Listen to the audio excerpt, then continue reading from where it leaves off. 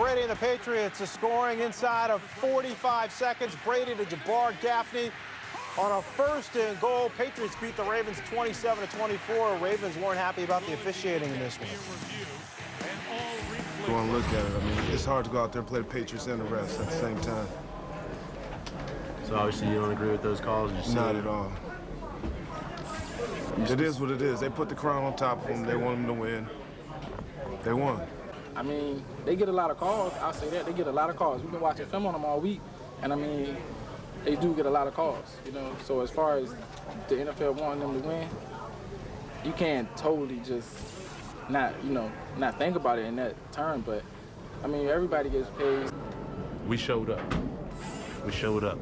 Offense, defense, special teams. I guess when you draw it up at the end of the day, they needed to make. They made one more play. They made one more play than us, and they got a little help doing it. The Baltimore Ravens call for a couple of key penalties on that final drive. Jermaine Winborn calling for the holding that gave the Patriots a 1st and 5. Not happy about it. Your thoughts when you hear the Ravens talk about the officiating? Well, I don't agree with them. I don't believe that the officials in the NFL are playing favorite to one team as opposed to another. They're supposed to treat every team the same, every play the same, whether it's the first game of the season or the last game of the season, playoffs, preseason, Super Bowl, whatever. They're supposed to call it the same way all the time. Do they always? Not necessarily, but they never favor one team over the other, and the league doesn't want one team to necessarily win and not another team. That's frustration setting in. Sure. They played hard on defense. They thought they did everything they can do to pull off this victory, and it came down to a couple of penalties that kept drives alive. You can't control that part of the game, but again, after a football game, emotions ride high. You look back on the game, you say, yeah, we did what we were supposed to do. They called some penalties. I mean, maybe they were warranted. I mean, I think they were. And they have to look at the penalties and what they did and not the fact that they were called. There's a 10-minute cooling off period before the media can get in and talk Still, to players. you need Maybe longer, sometimes man. You it need should a be day. a little bit longer. All right, let's check in with the NFC playoff picture, and we're going to show you a couple of matchups before we get into that. And the Giants getting 2 touchdowns in the 4th quarter to beat the Bears. Ruben Drones going in there, putting the Giants up 21-16. Bears did have one final chance. They had a timeout in this drive. Rex Grossman up top. James Butler knocks it down, so the Giants win 21-16, improving to 8-4. Meanwhile, good one in Minnesota between the Lions and the Vikings. Adrian Peterson back after missing 2 games and back with a vengeance. He was wearing a knee brace. He said he wore it around the house. Yeah, he didn't have a bad knee. I don't think that was the case. Here's Peterson again. Kanoy move. Kennedy couldn't even get a hand on him. The Vikings win it 42-10. Peterson, 15 carries, 116 yards and 2 touchdowns. He leads the NFL in rushing. Here is the NFC playoff picture. Cowboys and Packers 1-2. Seahawks and Buccaneers getting some separation in the NFC West and South, respectively. Right now, Giants and Cardinals at the wild card spot. Carter's the big victory coach in Cleveland. Talk to me about that wild card situation. Well, the Cardinals are in right now, but they're tied at 6-6 as far as their record is concerned with Minnesota and Detroit. Detroit's got a tough schedule. I don't think they're going to make it. I like Minnesota because of the way they're playing. I look at both schedules, Arizona and Minnesota. Arizona's got the easier schedule. I still think Minnesota's going to be the next wild card team. The Giants are going to be, and I believe, as the other wild card. I agree with you. I like the Giants. Again, I projected out the Giants would finish 11-5, and Minnesota Vikings finishing up at 10-6, and Arizona, Detroit, they're both sliding. They won't make the playoffs at all. Think about a few years ago when Dante Culpepper and Randy Moss from Minnesota, they were throwing the football all over the place. Now they're the #1 rushing attack. They average 5.6 yards a carry, the most since the merger in 1970. So in December and January, you need to run that rock. Still plenty more to come on NFL Total Access. We'll take a look back at the best plays of the week from Week 13. Araka DeLuca and the burden with how fast will help us with Nike Rewind.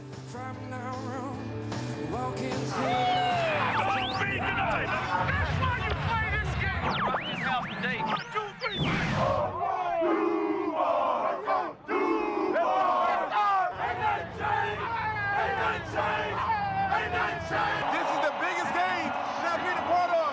This is what you play for, games like this. Don't let it slip away. It's not guaranteed to come back. Take advantage of it right now. It's a beautiful day. This is football weather right here. We at home. This is our domain. It's me, baby. It's me. Here I am. Oh, right on my man. Come on, man.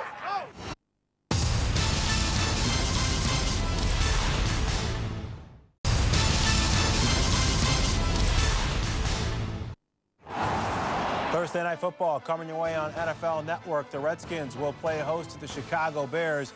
Kickoff right here at 8 Eastern. It all gets started with total access on location at 5. Time now for Nike Football Rewind. These guys leaving nothing on the field. Here's Rocco DeLuca and the Bird with How Fast.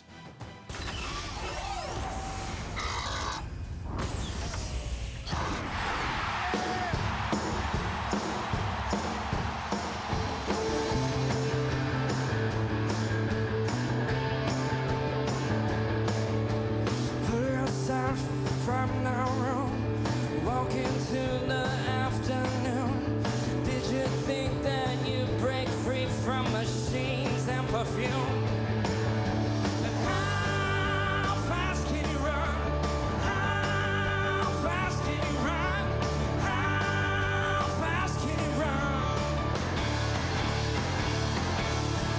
Crawling to another place on your arm, yeah, it's engraved that the world's come apart.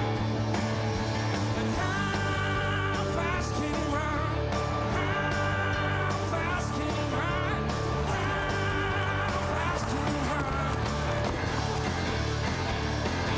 How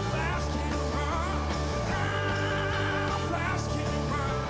How fast can you run?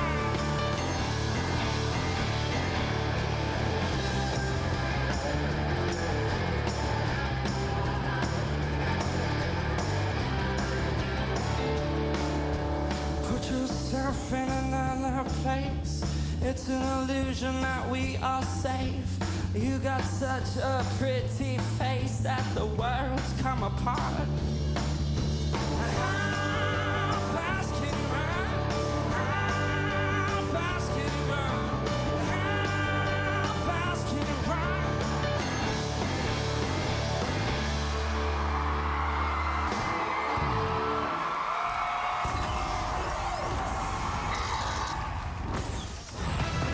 Baltimore Ravens did everything they could, and it still wasn't enough against the New England Patriots. We'll hear from an upset Bart Scott when we come back.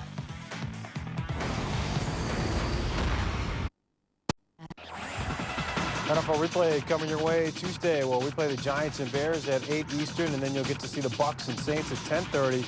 Wednesday, Pats and the Ravens. A great one on Monday night, and the Jaguars almost coming back, but falling short against the Colts. Back to Baltimore Monday night after the Patriots had scored the go-ahead touchdown. Bart Scott was not happy about it, and he grabbed the flag, and he threw it, and he was also fined for unsportsmanlike conduct. Here's Scott afterwards reacting to his reaction. That drive, it was very frustrating that we made the plays 4 straight times. You know, we got the plays, and then, you know, at the end I lost my cool, and the ref told me to have some class, which, okay, I can have some class, but have some integrity and call that like you see it. But then we got the ref in one of our players' faces, calling him a boy and telling all this. What's that all about? That's not reffing. You sound like a personal vendetta to me. Do you guys feel like the refs were inappropriate? I mean, I just don't understand how you get in another player's face, not me, and call him a boy and get in his face and tell him to come on and all that stuff. What's all that about? You the referee, you supposed to walk away. You're not supposed to get over and stand over a player like you trying to be physically imposing against him. Okay, that's Bart Scott's view of what took place on the field at the end of the Patriots-Ravens game. TD, in fact, if that is what happened, your thoughts? Well, I think that a ref needs to just be a ref and not try to instigate a player. That's like the Mike Winters and Milton Bradley situation in baseball. You know, if whatever the call is on the field, you just ref. You don't say anything to the players. Don't allow your emotions to get involved with it.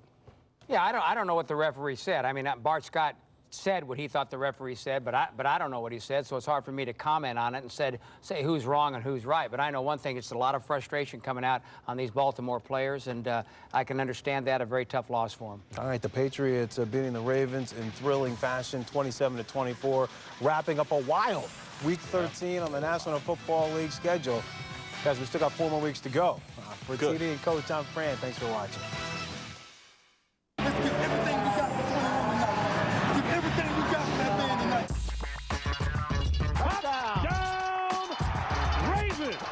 Fakes up, throws over the middle. It's intercepted by Ed Reed, and he loses the ball.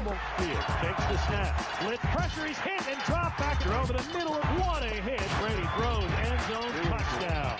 We just kept clawing back. McGay, he left side, he's got a hold. Touchdown! Ravens! Fires back in the end zone. Touchdown, New England. He was taken away from us at the end. Steps up, he's going to go for it all. It is caught at the 2-yard line, and time will run out on the Ravens. You know, we shut them up, and that was a good thing.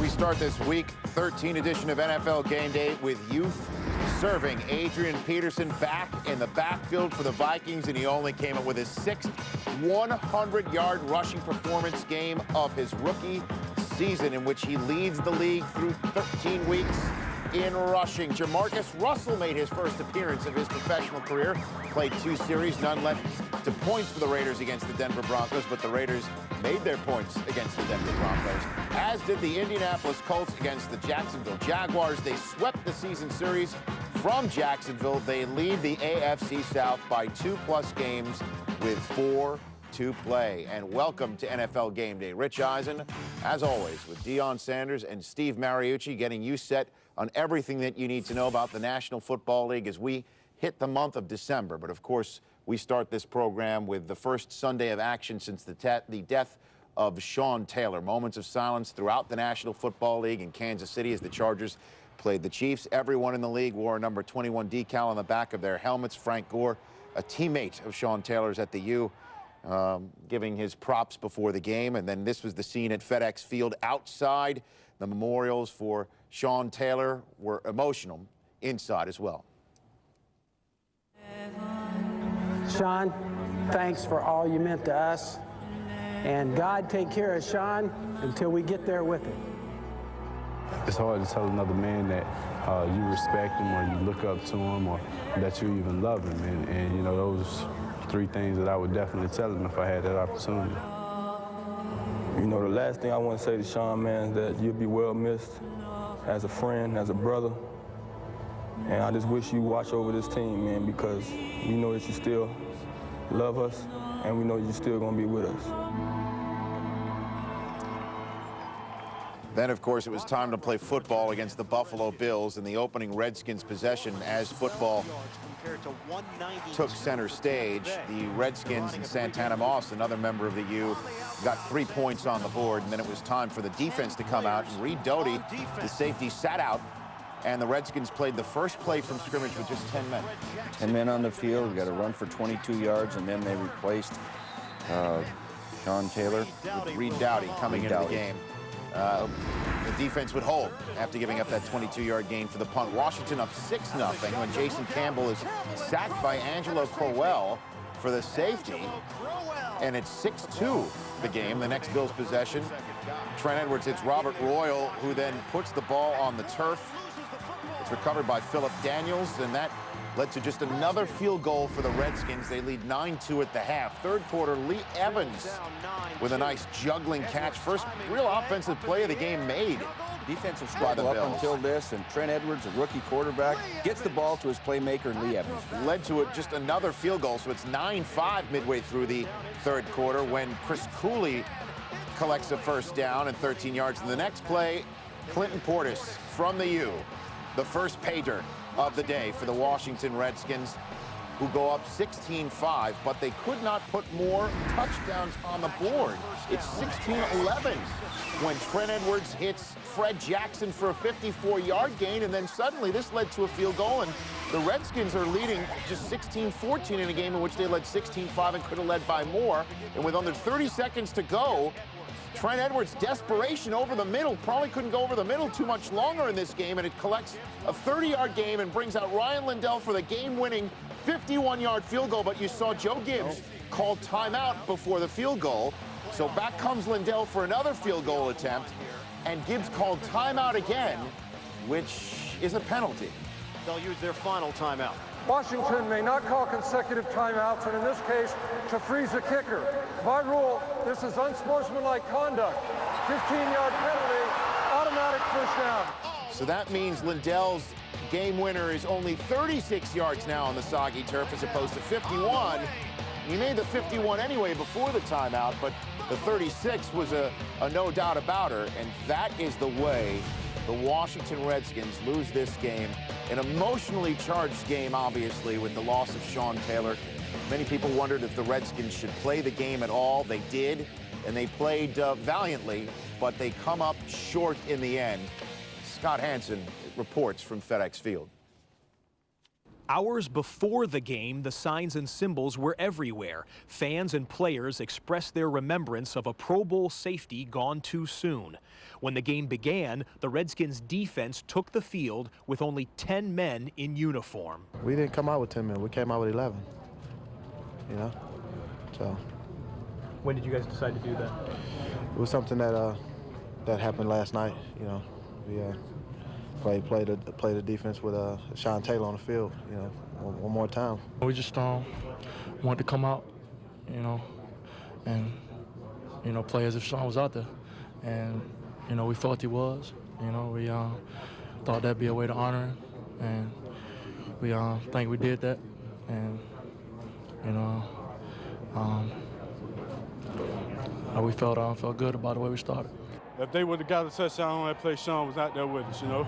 They came out with 10 men, and it was all in honor of Sean. The Redskins led when a Hall of Fame coach made what he called one of the worst mistakes of his career. I'm the guy that, in all likelihood, made a decision there that very, very easily cost us a game. So I think I need to say that. And tough, long, hard week for us, the Redskins. I'm terribly disappointed that we lost the game. But tomorrow we have to go about the business of burying a teammate and a friend, and that is obviously light years worse. The Redskins now leave FedEx Field, where Sean Taylor's locker has been encased in glass. They'll attend the funeral Monday morning in Miami and then return with only one full day of practice before they face the Bears on Thursday. As Sean Springs put it, we're professionals, and so we'll go about it as best we can. At FedEx Field, Scott Hansen, NFL Network.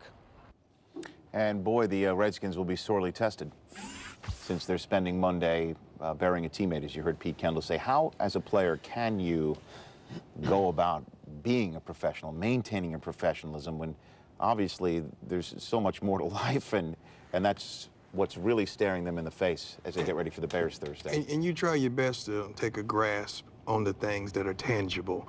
You really focus on life and stop taking life for granted. You understand how blessed and how privileged and the opportunities you have. And those three words that we not often share, we start saying, you know, man, I love you. I really do, because you just never know. But keep in perspective, this is a game, and we're dealing with life. And the thing about an absence like a Sean Taylor's loss, it blesses so many because it brings so many together. And it's been such a tough week on them and on their families, and of course with the game today. But the next week, what comes next week? Well, they're going to fly down as a team to Miami and bury their teammate. Then they're going to come back and they're going to have to play the game on Thursday night. And they're dedicating this season to Sean Taylor in his memory. And I know they're going to rally around and play with emotion throughout the rest of the season. Whether they get back in the race or not, we'll see. But you know we're going to get their best effort because that's what Sean wanted them to do. And you'll find that even with a short week and the things to do that are different than normal, they're going to come out and play a heck of a football game. And you know what we need to start doing just as people? Just appreciate people now. Let's not wait till something tragic happens to find out that we really appreciate that person, that wife, that mother, that family member, that host, that co-host, the whole crew. Let's appreciate them now. Well said. 11 a.m. Eastern Monday at Florida International. That's when Sean Taylor's funeral service is set to take place.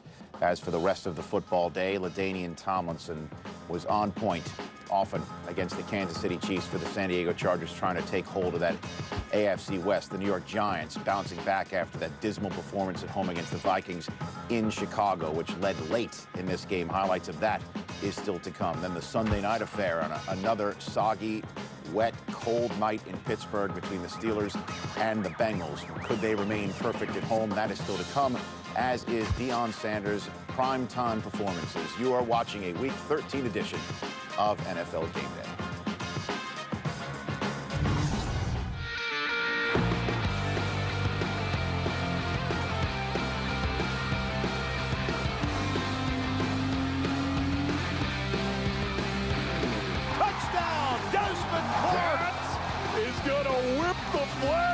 Into a frenzy. Cut back to the left. Touchdown. Holy mackerel. Touchdown, Rangers.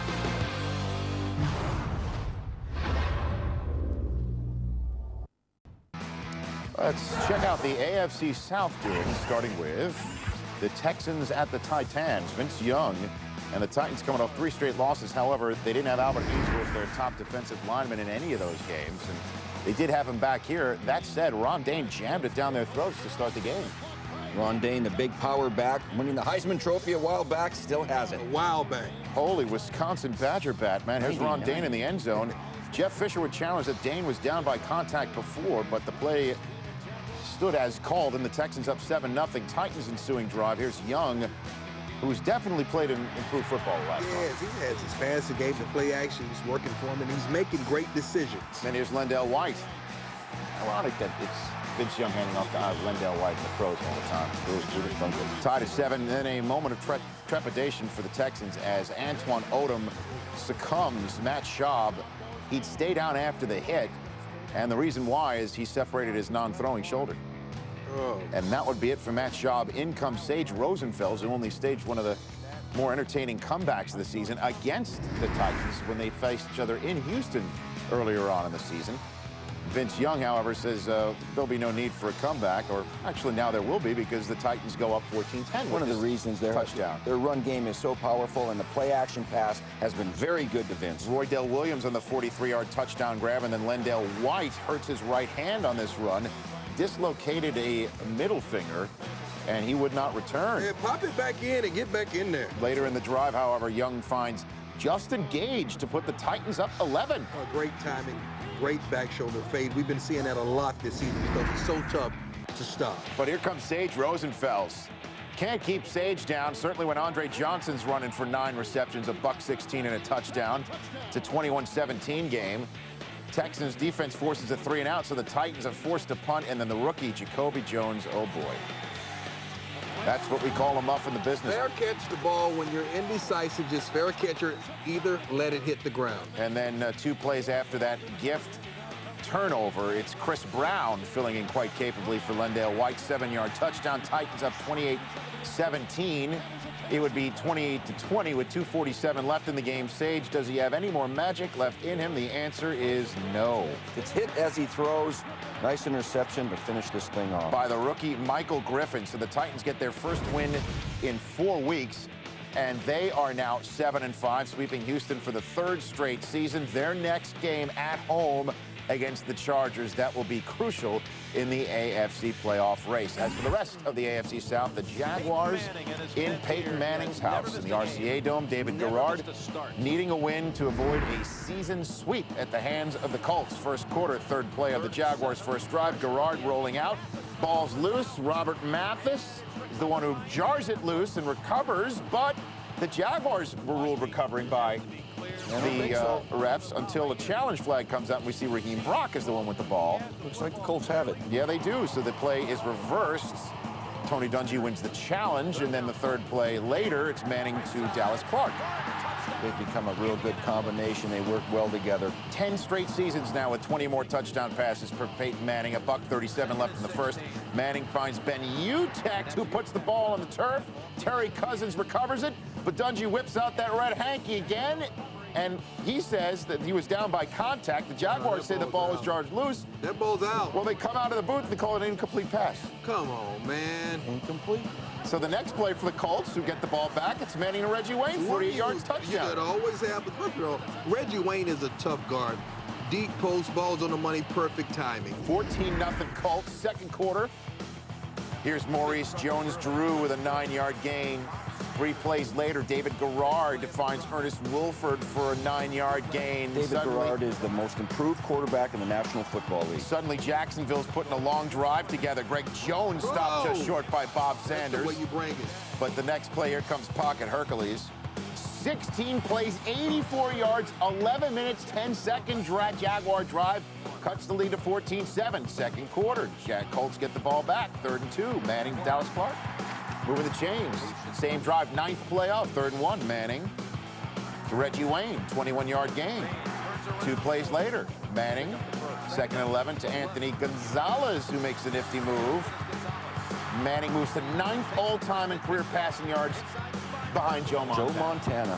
How about that? What a Passing career Joe so Montana. far. 4 plays later, 3rd and goal. And here's Manning looking for Dallas Clark. Seems like the same Yeah, same they route. fake the quick screen to Gonzalez, and away they go. They pop it up in the back of the end zone to Dallas Clark. 14-play, 80-yard drive of their own to take a 21-7 lead at the half. 4th and inches. The Jaguars decide to go for it. An 11-play drive. Garrard makes it a 12-play drive now. And then Garrard to that other UCLA weapon in his arsenal. That's Mercedes Lewis. 12-play, 69-yard drive, a 7-point game. Again, 3rd quarter. The ensuing drive for the Colts. Manning looking end zone. Finds Reggie Nelson. Uh-oh, we're going to have to make a tackle here, Peyton. No, don't do it, Peyton. Do it. Get out of the way, buddy. Wow. They need you. They need you. That led to a field goal, so it's a 21-17 game. 4th quarter we go. Manning, 10 minutes to go. Play fake, then Utecht hangs on to it this time. Big 30-yard gain. The Jaguars 14, and then 4 plays later, is it Joseph Adai? Is it Reggie Wayne? Is it Utecht? Is it Clark? No, it's Luke Lawton. Hey, Luke. ladies and gentlemen. I am your father. 28-17 is the score. 4th play of the Jaguars' next possession. Tip drill, and that's Garrard's first pick in 231 attempts. Can you imagine this season? Antoine Bethea is the one to finally nip Garrard there, and Colts 3 and out. The Jaguars with 4:44 to go, trying to get on the board. Garrard to Reggie Williams over the middle, right on the blue horseshoe there. 5 plays later, Garrard to Dennis Northcutt. 17-yard touchdown, 2-point conversion makes it a 3-point game. The Jaguars, however, decide to kick it off and play defense, needing this stop on 3rd and 1 desperately, and they can't get the stop. Joseph Adai moves the chains, and that essentially wraps it up, and perhaps wraps up the AFC South for the Indianapolis Colts, who are 4-0 in the division this season. 6th straight 10-win season. They are 10-2 on top of the Jaguars, atop the AFC South by 2+ games. We've got to stay ahead of Pittsburgh. That's our goal right now, and to continue to win and get this division locked up. But it certainly is going to give us the chance to do that more so than had we lost the game and really would have felt like we'd had to win all 4 of the last ones. Tony knows the math, but we knew certainly this was a big game, and certainly that's one of our goals coming into the season, because that guarantees you a playoff spot. So, you know, I know it hasn't happened, but we want to try to keep winning to ensure that does happen, and obviously keep winning as many games as we can. And kudos to Peyton with the full-on sweat going with the layered effect there. Shirt, sweater, and I guess suede jacket. The lights were warm. So the Colts are again 2+ up. Their magic number to win their 5th straight AFC South title is 2. They're at Baltimore next week. The Jaguars host the Carolina Panthers. And it should be noted, the Colts did this on Sunday without Marvin Harrison for a 6th consecutive game. So that knee injury that was rumored to be serious, and the Colts said, well, it's not that serious.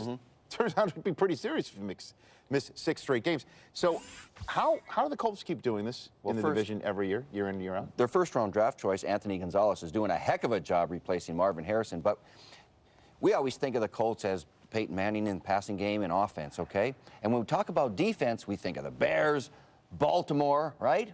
The Colts are number 2 in total defense, and they're number 3 in scoring defense. That's why they dominate this division. They're good on defense here all of a sudden. But at the end of the day, their offense, it's what scores the points. It sells the tickets. You understand? And Peyton Manning is the best ever. And as long as he's going to be around, first of all, when you have a team in this division, you got to match up. When you're drafting free agency, you got to say, you know what? Indy is the best team. Let me find me 2 corners. It's not that easy. Maybe 3 corners. Yeah, to find 2 corners or 3 corners to match up with Reggie Wayne and Marvin Harrison. What Jacksonville tried to do is say, you know what, we can't match them up corner-wise, so let's get a running game. We could just keep the ball away from Peyton Manning. They kept the ball time in possession 11 more minutes than the Colts had today, but it still wasn't enough because Peyton Manning is the best. Reggie Wayne, Gonzalez now, Clark, UTEC. You can't match up with these guys. With Adaya and Marvin Harrison, again, who wasn't in there. And when you mentioned about drafting, you know, that's why the Houston Texans apparently went with Mario Williams as opposed to Reggie Bush. So teams are trying to get the pass rush, they're trying to get the running game, but once again, the Colts are dominating the AFC South in the National Football League. In the AFC North, the Steelers are trying to wrap this puppy up. The Browns, however, have something else in mind.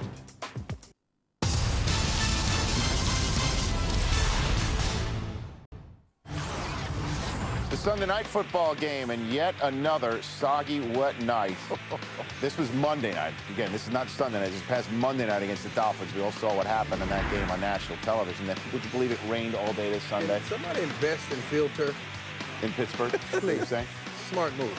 Palmer versus the Bengals are on this night. As far as Chris Henry, you know, they play the game. They were mutters, these Bengals, to start the game. They were flinging around, running around like it was AstroTurf. Yeah. There's Antonio Chapman, quick screen, 2 plays after that. Rudy Johnson. Touchdown, Bengals on top, just like that. Came to play. How about that? Second quarter. How about the Steelers? Ben Roethlisberger. They came to play, too. Hits Heath Miller over the middle, 8-yard gain inside the 10, 2 plays later. Second and goal from the 6. Roethlisberger fakes, scrambles. Great play. And he's just going to dive in. Head first, no doubt. Who wanted more? For a big guy, he is a mobile quarterback. That could be top 10. Coach, what about that? You think that for the top 10? Yeah, let's do it. All right. You think he made it? He got all muddy and dirty. Yeah, you got to have that in your prime. I don't know. Let's just give it to him. I don't know. I don't know. I don't know if he's going to make it. Seahawks fans are grumbling right now with him almost making the end zone but getting in. At any rate, Roethlisberger later on hits Nate Washington down to the 2.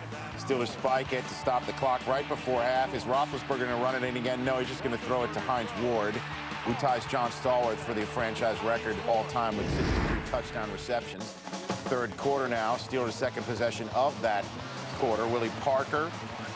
Oh, ball pops free. Man, what was that? No, it's a slippery ball. It's a wet ball. It's a wet turf. It's a wet night. It's a Wet cold night. sleeves. You know what I'm saying? You might call this a wintry mix, you know. A wintry mix. Steelers' next possession, 17-10. It's Roethlisberger to Ward down to the 8. Very next play. Disciplined by Pittsburgh receivers. It's Ward again, and that's a touchdown, and we have a new career franchise touchdown maker in Pittsburgh. He is a complete receiver. He'll block, he'll play special teams, he'll run the football, throw it, and catch it. But the Bengals wouldn't say die. Certainly Jonathan Joseph didn't here. Picking off Roethlisberger deep in the Pittsburgh end, but Palmer can't convert. Closest to Chris Henry. Seems to get his feet down. The official rules him out. Bengals did not challenge this. He might have had it. Challenge it. Wait a minute. Let's see. 1 in, 2 in. Well, ball's moving. No. Ball's moving right too. there on it. Give it to him. Look at the divots. Look at the divots. Wrong. Let's praise them when they do right. Great call. Next play, 4th and goal. Palmer to TJ Manzada. That's what you got to say if he doesn't catch it. Manzada. You seen that look before, Marlon? 24-10 is the final score. So the Pittsburgh Steelers keep pace, if you will, with the Indianapolis Colts. Just 1 game behind them. They've won 5 of their last 6. They sweep Cincinnati for the first time since 2004. The Bengals fall to 4-8, held to a season low 10 points. The Browns in Arizona.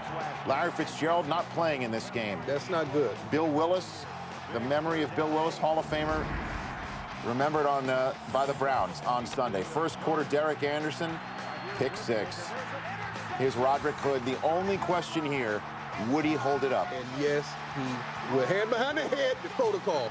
They're going to make it prime time. Protocol! It's protocol, Steve. It's going to make the prime time. I got a feeling. Next Browns possession, Anderson adds a fumble, lost fumble to his resume on this day. Can't handle the snap there. The Cardinals recover it. And what would the Cardinals do with it on 3rd and 4?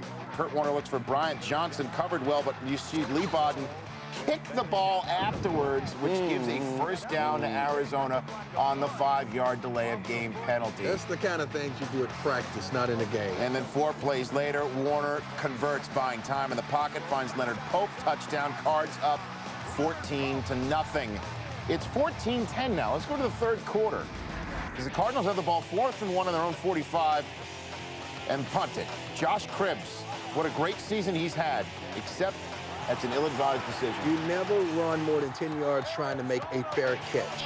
Ensuing Cardinals possession after the turnover, and it's Warner to Bryant Johnson, touchdown, 21-10 Arizona. But these are not the same old Browns. These are not the Browns of last year. Of new, of recent.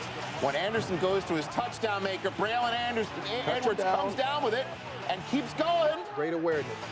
There's no whistles. There's no flags. They touched him down. Sure looks like Terrence Holt did. Ken Wisenhunt throws his red hanky. They go into the hood, and it appears there is contact there on the left leg. But the play stance is called. The intent wasn't to tackle. I think the intent was to intercept the ball. And then, We're Steve, gonna go for look two. at this two-point conversion. We're going to go for two, aren't we? Josh Cribbs, people, the receiver, played quarterback at Kent for 4 years. That's a fake motion by Derek Anderson. Take a look at you. We got Joe Jervicius and Kellen Winslow down here running routes. Snap the ball to Josh Cribbs. Let's fake the run, draw the defenders to me, and I'm going to pop it in the back of the end zone to Kellen Winslow for 2. That's a nice play. I love it. Way to draw it up, Steve. Thank you. Well done. I got to use that with the team. Fourth quarter now. The Cardinals are up just 3, trying to put the game away first and goal. Edgerrin James bull rushing to the end zone, but can't get in. Second and goal at the 1. Next play. Here's Edgerrin James. Stop. Great penetration from the defensive line of the Browns. Here's the third try at it. Edgerrin James. Stop. Way to get low. The Cardinals have to settle for a field goal, which means the Browns have one last chance.